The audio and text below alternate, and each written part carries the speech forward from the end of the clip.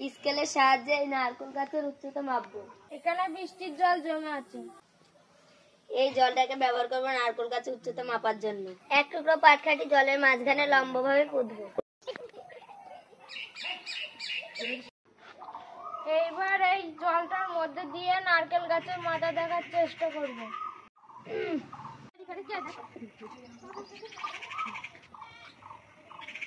আমি জল নারকেল গাছ একই সরলরেখায়। আমি ও নারকেল গাছ দুটোই ভূমির সঙ্গে লম্ব। আলোর আপতন কোণ প্রতিফলন কোণের সমান।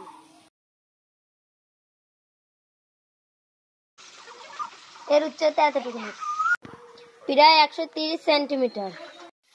পাত থেকে পাটকাঠি পর্যন্ত দৈর্ঘ্য প্রায় 90 সেন্টিমিটার।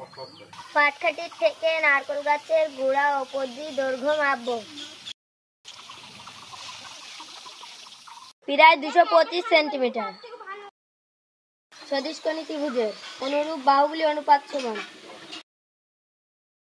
হিসাব করে পেলাম 325 সেন্টিমিটার।